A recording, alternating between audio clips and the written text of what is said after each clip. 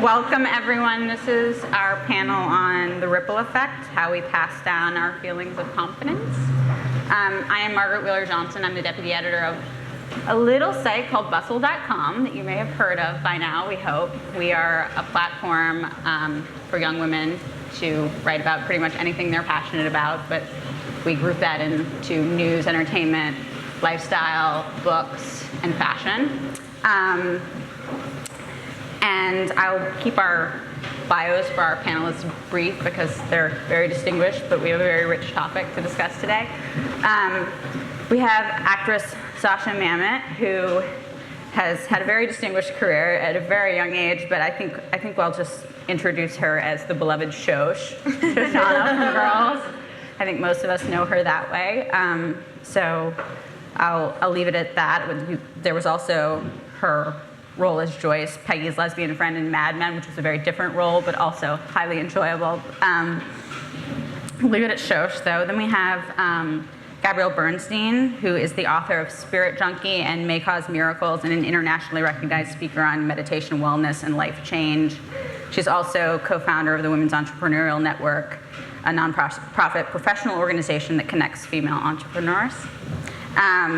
We have Jen Bremner, who is brand building director for skin cleansing at Unilever, where she oversees Dove, Caress, Suave, and Lever 2000. Her work has won numerous advertising awards, including 2 Cannes Lions and several Effies.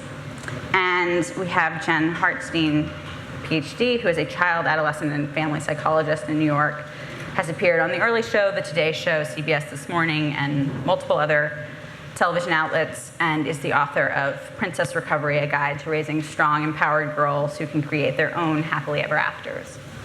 So thank you all for being here. So just to jump right in, if you read a lot of advice geared towards women, this confidence gap problem comes up a lot, and it can begin to sound like yet another thing that has been invented for women to worry about. At least I feel that way I mean, it's like, oh, I have to work hard and be great at my job and, try to look reasonably presentable, and also I have to worry that my confidence is just not high enough.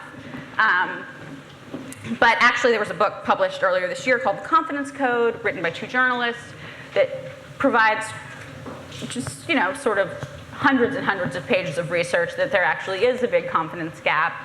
And they're pretty hopeful about ways we can change that, which is a good thing, but it's there. I think it's something we've probably all experienced in our lives. So that's what we're here to talk about today. I want to ask Dr. Hartstein first, sort of where you think this comes from and what age it sets in at. Obviously, that's probably different for different people, and what we can possibly do about it. How much time do we have? So I'll try and keep it very brief. So it starts very young. Unfortunately, we look at girls and boys very differently. So if we're just thinking girls in particular, we have to think about the fact that we approach little girls very differently than we approach little boys, right? We approach little girls in a way where we often say to them, "Hi, cutie, you're so cute, you're so beautiful."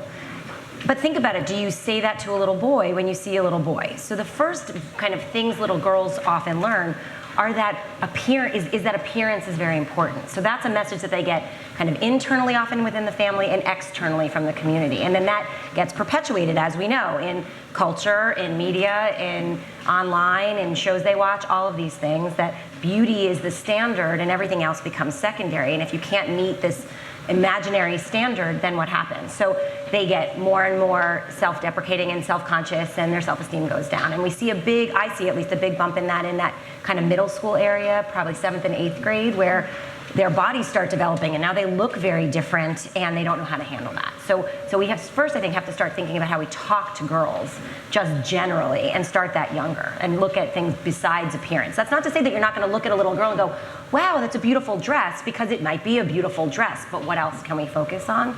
And I think that's such a key element, and it is going to be different. Some girls are going to brush that off, it's not going to matter. And we have some girls who just plow through, and they just have that confidence and they hold on to it. But look at a 9 or a 10-year-old and look at that same girl at 12 or 13, and you really notice a shift. very often in how they look at themselves, which is really tragic and really a shame. And that's where kind of I think we have to really spend a lot of time focusing on how to shift that, because what are we doing externally that's causing some of that internal stuff to happen? Right. So you're launching directly into the whole body image discussion, which is part of this, and something I think about a lot. Like this idea, you want to improve your confidence. There's part of you that says part of being confident is not paying that much attention to your looks, despite the numerous influences that tell you should.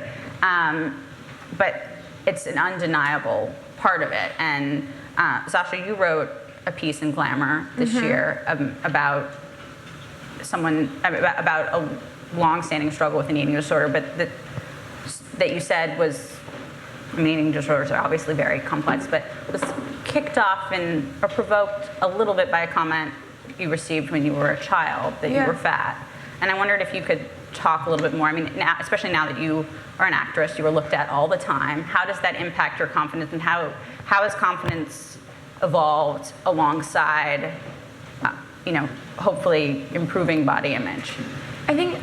Just to speak to sort of what you were saying, I think a lot of it is an external influence, sadly. It was a lot of what I wrote about in my article, that, and not to be the person who's like, blame the media, because I also work sort of in the media.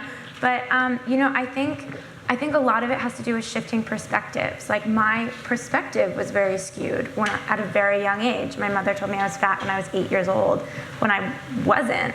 But it's a lot of, what is our goal? What is the aspects of beauty that we idolize? And I think that's especially causing young girls to just search to make themselves into something that isn't necessarily healthy or attainable.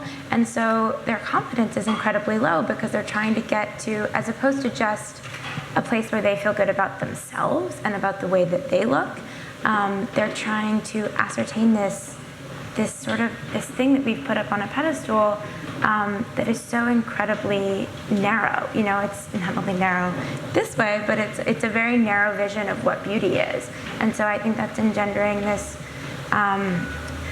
very low sense of self-confidence in especially young women, because they're trying to make themselves this one thing.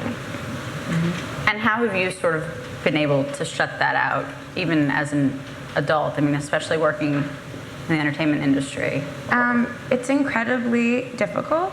I will say it's an uphill battle, and probably something that I'm sure many actresses struggle with in a constant way. But I think a big part of it is, a lot of it has to do with the roles that I choose and the people that I surround myself with, and the choices that I make, not only in my career, but also in life. And actually, being on Girls has been an incredible, incredible godsend.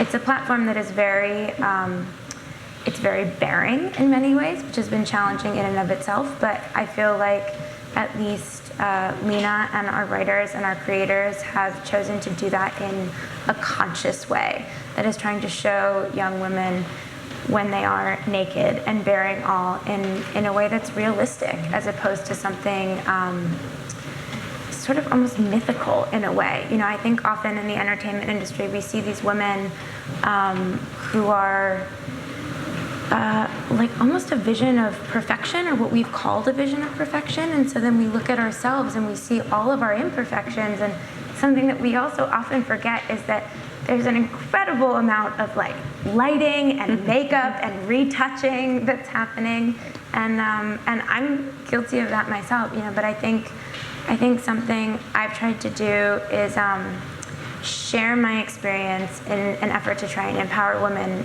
just with my article and also with the show that I'm on, and that has in turn helped me.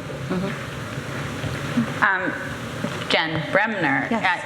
you've worked on the Dove Real Beauty campaign, which is celebrating its 10-year anniversary this year. Yes. And Zosia touched on this, the incredible power of showing real bodies, like pretty much everyone on Girls does, but Lena especially is very committed to doing, and does all the time. And that's something that Dove has experimented with for a decade now. And I wondered if you could talk a little bit about what the reaction has been to that. I mean, we were talking about a young woman earlier who was in the I think you said the second campaign, and how that impacted her life. And just I'd be interested to hear the feedback you all have gotten. Sure.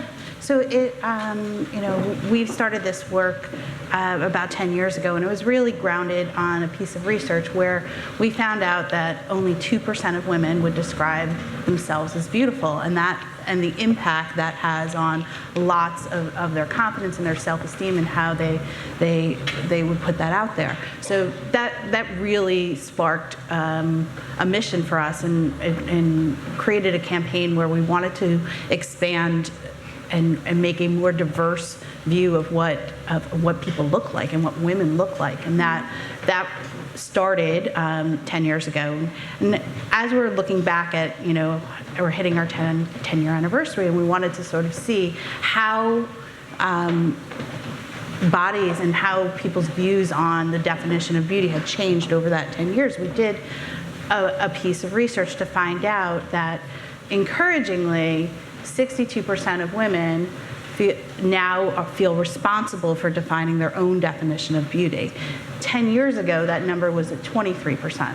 So progress. Still, 2/3 of women think there's much more work to be done. And I think we see, an external view in terms of what the images that are put out there and that feel unattainable. But I think we also, a lot of it becomes what we do to ourselves. So 54% of women would call themselves their own worst beauty critic, right? So they're the ones that will sit in the mirror and kind of pick out, things that they're wrong, or someone will give them a compliment and they'll kind of downplay it a lot. And what we were trying to do in a film we did last year called Real Beauty Sketches is really illustrate the differences between how women describe themselves and see themselves and how others do. And I think that was, it really resonated with a lot of people, because I think, a lot of women even in this audience would see, you remember a time when you've done that, and I think that sparked it. And I think what some of the success of the campaign has been, resonating, and then women sort of talking to their friends and their daughters, and that's how, we hope to continue to make a positive movement forward. Gabby, you work a lot on helping people change that internal way they talk to themselves and just the general self-concept. I mean, we've talked a lot about external influences, but you have to have like a pretty strong core to reject that a lot of the time. How do you do that in your own life? How do you teach people to do that around body confidence, but also just building up confidence in other areas of life, in work, in relationships, et cetera? Well, as we already heard, I think one tiny mad idea, one fear-based belief that can be planted at 8 years old, you said, that story that we hear at 8 years old can be the catalyst for the belief system that we recreate and repurpose over and over and over again from 8 years old to the present. And you said it perfectly, it's that shift in perception that is so necessary in order to really reorganize those belief systems. And those belief systems become so strong because we have so many different influences that can really reiterate them. And honestly, really, for each and every one of us in this room, the stories that we experienced from 0 to 7 really have dictated the life that we're living today. And so a lot of what my work is about is becoming that non-judgmental witness of those fear-based stories that you picked up at a young age. And sometimes we start to look at those stories and we start to judge our stories with our stories, right? So we'd be like, oh, well, I just suck even more because I've been telling myself this story since I was 8 years old. And so that's why I like to really say, be the non-judgmental witness of the story. Look at yourself, look at that 8-year-old girl with so much compassion and love. And look at her in such a way where you can say, wow, I can see very clearly how that story has dictated this life that you're living. And I will do everything I can to work with you to reorganize and reinterpret that belief system. And so, very simple tools that I use every day is, number one, I believe that each and every one of us, in order to not only live a confident life, but to live an awesome, amazing life, we must really put our inner life first. We must, however we do this, cultivate the principles and the tools to really establish a deep, rich inner life. Because it's whether it be through meditation or through being on a yoga mat or being in Soul Cycle. So I find God in Soul Cycle. I swear to God. Me too. Okay. Really? I find you it don't have to- terrifying. Oh, I love it. It's a different fierce. panel. It's fierce. And so, wherever it is that you find that inner connection, that's when that voice of, it's when we clear the space, in those moments of stillness, is when that empowering voice can come forward. But we live so caffeinated, so charged on our phones, that we're constantly blocking that inner dialogue that is so loving and is so fulfilling. Anyone that's made it into this room today has heard that inner voice that said, yeah, you are awesome, get your ass in that seat, okay? But it's our job to really give ourselves that quiet space so that we can really allow that voice to come through more frequently. I could literally sit here for the next 5 hours and give you more tools, but I'll start there. Okay, so I mean, that's sort of how you would define confidence then, very briefly, is like the ability to hear that voice more. Yes, and I define confidence as authentic power. That the more real we become, the more Gabby I become, the more confident I become. And so I don't see confidence as something I have to go get. I see it as a stripping away. I have to every day release the blocks to the presence of that confidence within me. And those blocks are released through forgiving myself, through forgiving those stories, through moments of stillness. And it's a full-time job. I write books on it. It's a full-time job, but it is our duty and our purpose as women in this culture, in Western cultures, because of the power that we have today. It is our responsibility to release those blocks to the presence of our confidence so we can step up fully and show up for this crazy world that we live in. Can I piggyback on that for a second? Yes. So I think that one thing to just piggyback on, because I think one of the things that we forget, because we focus on the body and the appearance and look at body confidence, we forget to empower the other things that girls have going on, right? I mean, we know, for example, that girls represented in STEM, right? Science, technology, engineering, and math, they're super interested in those areas until they hit like middle school, and then they hit middle school and early high school, and no one's continuing to encourage them, and they don't have role models. And who do their role models become then? People that they see more in the media, actors, musicians, all that stuff. They're not seeing this like really cool, awesome science lady that looks cool and sounds cool, and they want to do it. And so we kind of are promoting the wrong message. So yeah, as kids, there's a more even playing field, right? Little boys and little girls, on one hand, certainly in my house, like my brother was building something, I was building something. Like there was no question. I remember being in college and being able to like take a light, like a plug plate off the electrical panel off the wall, my boyfriend being like, how do you know how to do that? And I was just like, well, it just was what was in my house. But that's not the norm. You go into a toy store, you see a pink aisle and you see a blue aisle, and we have created all of the separation between what boys and girls can do. So I think that message also needs to start younger, is we need to look at, well, what is going to empower these kids? Because that monologue and that dialogue internal can start younger if we give that opportunity of, the world is your oyster. Like, what do you want it to be? It can be any color of the rainbow. It can be any idea you want. It doesn't have to be a boy thing or a girl thing. And I think if we can mix that up like Play-Doh, I think we will have a lot more opportunities in general. I think one of the things in terms of, you talk about influences, and there's lots of external influences, but we know from all the research we do that moms, aunts, teachers are the most important influences in a girl's life. So think about how, not only how you're talking to her, but how you're talking about yourself in front of her. Yeah. Because, if she's your daughter, she may resemble you. So if you're critiquing something on yourself that looks like her, she's probably thinking the same thing. So I think it's really important how we think about not only how we talk to our daughters, but how we talk about ourselves, someone they love, in front of them. I actually think this is an interesting question. Can we have a show of hands in the room?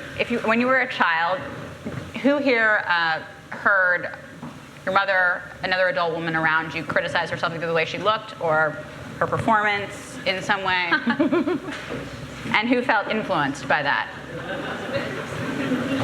Yeah. Sorry, I cut you off. No, I mean, I think that's a fascinating point, and not only as a young human, but I think it's really interesting, sort of, to what you were both saying, that we we give power to these negative thoughts, and these negative thoughts then grow within us, but they also trickle outward. You know, when have you been, when you have that one friend who just has that who has that inner strength, that one friend who doesn't get down on herself, and when you're criticizing something and they just say stop, they're just like, stop it, you're beautiful. And then they continue to talk about something entirely different that isn't criticizing yourself. And I think that's exceptionally powerful as well. And that when we instill power in ourselves about our own confidence, that trickles out, not only to the people around you, the people you're having discussions with, and not to get too woo-woo, but I really think that that's an energy that can seep into the world, because you feel that when you're standing next to a woman who you can tell has self-confidence, and you're like, oh, I want to be like that. That's great. Yeah, I don't think that I echo that deeply, because I don't think that confidence is what we're wearing or our credentials or how well spoken we are. It is an energy presence that shows up. And it's a presence that when you walk in the room, you are elevated by that existence of that person. And I think that, that's a big thing that we really do not take into consideration. What is the energy that we are bringing forth in our life circumstances? Are we walking into that boardroom with a presence of a true, genuine, free-flowing energy? Or are we just showing up, looking the part, talking the part? That doesn't matter. Right? That doesn't matter. It's a feeling. I mean, honestly, anyone in this room knows this. You just want to feel something, whether you put that into words or not. We all just want to feel that connection. So we can feel that connection through a TV screen, or we can feel that connection even through an article. That essence of the energy can come through. So that's the thing that I would really just recommend each and every one of us start to tap into. Less about how we dress and what we say, but more how are we feeling? Because however we're feeling is being experienced by everybody around us. Well, and we notice the negative, you know what I mean? I think you notice when someone walks in the room and can sap the energy from the room, Totally. can walk into an open air space and take all the air away, but we don't always pay attention to the person that walks in the room and changes it in a positive way. We were just talking about that earlier. Right. Yeah, right, exactly. We're someone that walks in and you're like, this person just makes me feel great. Yeah. Just their general, I want to be with them as much as I can. But we all know at least one person. I know I do. My friends and I call it I have one friend who's a downer. She's just in that space. But it's really hard because that's become this identity for her. And I'm like, dude, you got to get out of that space. And I can't pull her there. She's got to, on some level, dig in deep and get it herself. But that brings up something you touched on, Gabby, which is you can be in that self-critical space and then proceed to judge yourself for being that way and feel that everyone in the room is hating you because you feel this way. And how do you escape that? A lot of steadfast mental reconditioning. Okay, so the acronym for fear, F everything and run, right? That's sort of the direction that we want to go in. We have that moment of fear, and then we just go right down that negative spiral. There's a lot of things that we can start to do very simply in our life that can help us redirect. Something as simple, if you don't know how to get yourself out, this sounds so amateur, but it really works. Wear a rubber band around your wrist. And when you notice yourself in that crazy, chaotic story, or you see yourself judging or separating or creating those false perceptions, snap that rubber band really effing hard. And in that moment, you can say a prayer. You can just say, I choose to see this differently. I choose peace instead of this. I choose to perceive this situation with more love. And even if you don't believe in that affirmation, there's energy in that redirect. There is a new habit that's forming in that redirect. Because truthfully, this is just about changing new habits. Right now our neural pathways are going towards fear and lack and stress, and to redirect is just creating new neural pathways. And that happens through new patterns, and it's just like going to the gym. If we exercise these new patterns, we will be able to start to experience that permanent change. And research shows that. Research shows that you can retrain your 30, 40 days. Yeah. Right. And the fact is that to go on that, you can, it's like act opposite. So you feel like you want to be kind of turn in and kind of go inside. Well, act opposite and be present. You want to kind of give into the sadness. Well, act opposite and push yourself out there. I would like to just say one thing about that. there is a lot of power in feeling the feeling. You know, you have to feel it, but don't get stuck there. A lot of times, this is sort of deep, but a lot of times when we are stuck in that story, it's because we're doing all these things to avoid feeling what's really there. And so there's a truth that I teach quite a bit, which is that if you just allow yourself to feel the feeling of that discomfort for 90 seconds, within 90 seconds that feeling can be transformed. And so just breathe into your body, into that feeling, and like identify where that lack of confidence or that fear lives in your body. Breathe into it for 90 seconds, and in that 90 seconds, it can be changed. I've healed myself from I've been sober 9 years. Most of my addiction recovery was through feeling. So one thing I wanted to ask everyone here, and you've answered it to some degree, some of you, I think, but what is the thing that makes you feel most confident in either when you're struggling with confidence or just in your everyday life? And we'll start with you, Zosia. Oh my God. Or maybe not if you'd like a moment. Or someone else. I really love my job when I'm doing it. You know, I don't adore all the bullshit that surrounds my job, but I love what I do, and deep down there's part of me that trusts that I'm good at it, and when I'm thank you Very, very good. It is really good. And when I'm doing my job, when I'm just like all in and fully present and allowing myself to feel all of the joy that I get from that, I feel great. And that was something that I wrote a Glamour article about earlier this year. Was I think that's one of the ways in which feminism has really led us astray. Is it's to find success as this one thing, as like power and money and strength. And as women, we offer so many things to this world. And I think This is the piece about how you could go and open a coffee shop in Vermont. Yeah. I loved this so much. Thank you. Which someone asked me last night, and I was like, they were like, what would you do? And I was like, I'd probably have a bakery. And they were like, no, but really. I was like, no, but really. Like, I would have a bakery. Sorry, I'm sort of babbling, but yeah, I think that the main thing that's the thing that makes me feel great, that makes me feel confident. And I think that's the most important thing to remember is like when you're feeling down or bad about yourself, just like follow your joy, follow what you feel you're good at, and then just dive into it. Because when you're truly engaged in something that brings you joy, I would dare you to try and feel bad about yourself in that moment. I think it's difficult. That's really true. Yeah, that was good. So not to totally repeat that, I'll say another thing that was very, very effective. Whenever I'm feeling, Aung San Suu Kyi was under house arrest for many years, and when she had one opportunity to speak to the Burmese people, she got up and she was outside her house and she looked at everyone and she said, when you're feeling helpless, help someone. And that's my tool. It's when I'm in my own way, the way I get out is to pick up the phone and say, hey, friend, what can I do to help you? Or to go on to my Facebook feed and just respond and say, hey, what's up, let's talk. Or do whatever it takes. So when you're feeling helpless, help someone, I think is the quickest way out. So I think for me, it goes back to a little bit of what you're saying about things that you feel good about and what things that you're good at. So I happen to be a marketer, but I happen to work on a brand where I can do self-esteem workshops as part of my job to help influence the next generation on body confidence. So it's combining things that you are personally and professionally good at, and finding, to me, when I'm most confident, it's when I can kind of combine that sweet spot and feel like I'm making progress forward.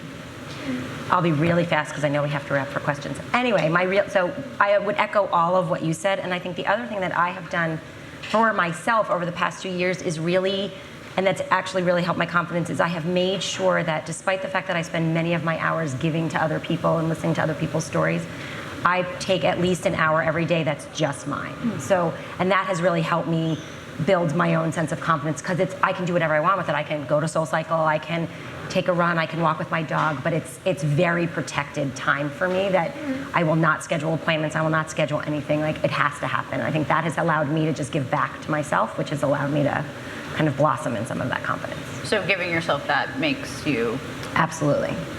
feel Kind good of, too, I guess. and we would call it selfish, but it's really very much about my own empowerment, which then makes me much more available to do anything else that I want to do. Makes a lot of sense.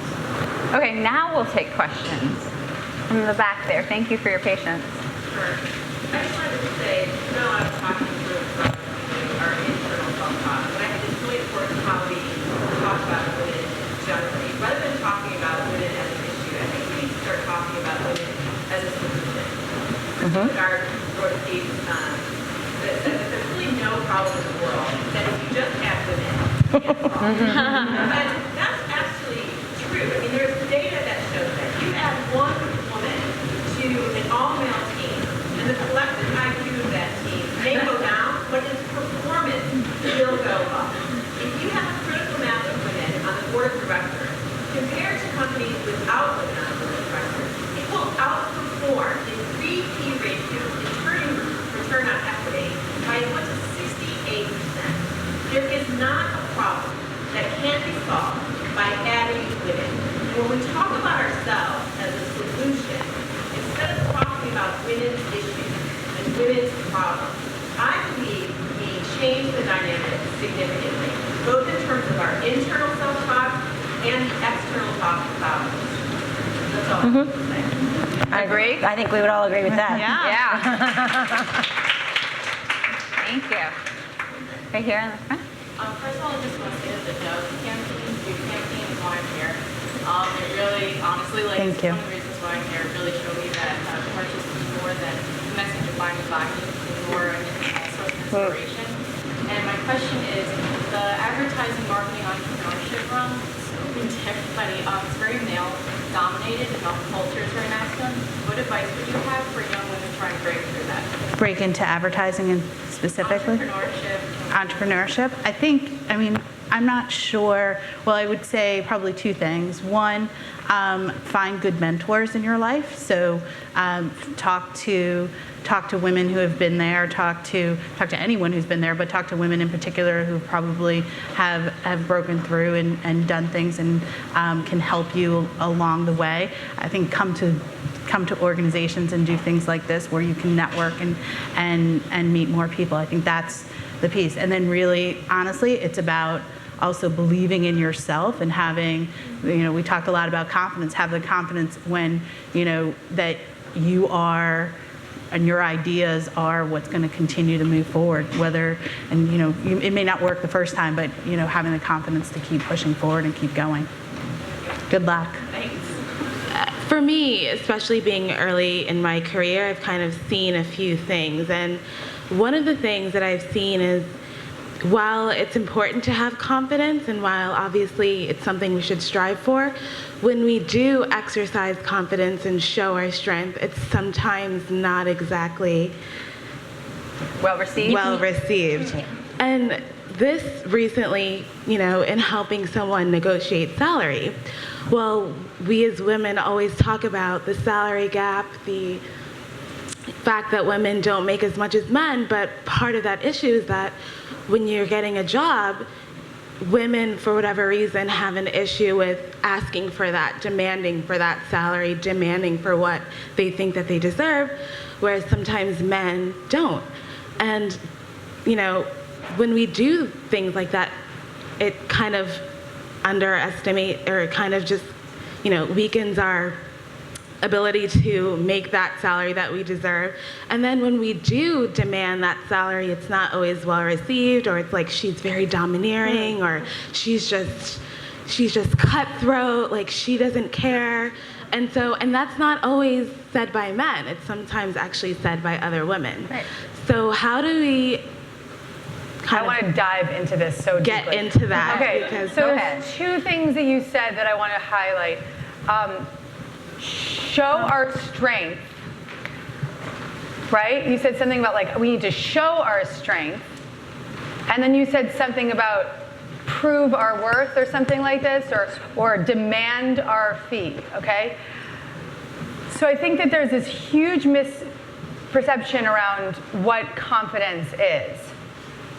Going in and showing our strength is what puts people off. That is an energy that, whether you're male or female, but particularly if you're female, is really not resonant, okay? So this is coming back to this real deep conversation of what does it mean to own your power from an internal condition and show up and say, yes, I'd like more money, thank you. I love negotiating. It's a learned skill, but I love it. I think it's such a beautiful opportunity, particularly for women, to get great at negotiating, but it can't come from a place of, I deserve more. Do you, right? It's got to come from a real, I know, it's a knowing. So I challenge you to sort of look at the ways that you're showing up in your career that may be demanding and showing your strength versus knowing that you are valued there, owning that power, being it rather than showing it. It's the showing that is deflecting. And when we can get into that space of being, that's very attractive. And people don't know why. They're like, I don't know why, but I'd like to pay you more. Actually, now our time is up. I want to hear much more about this, so I encourage, come and talk to Gabby more about this. I'm going to. Thank you, everyone, for listening to us. This has been very fun for us. Thank you all for being here. Thank you.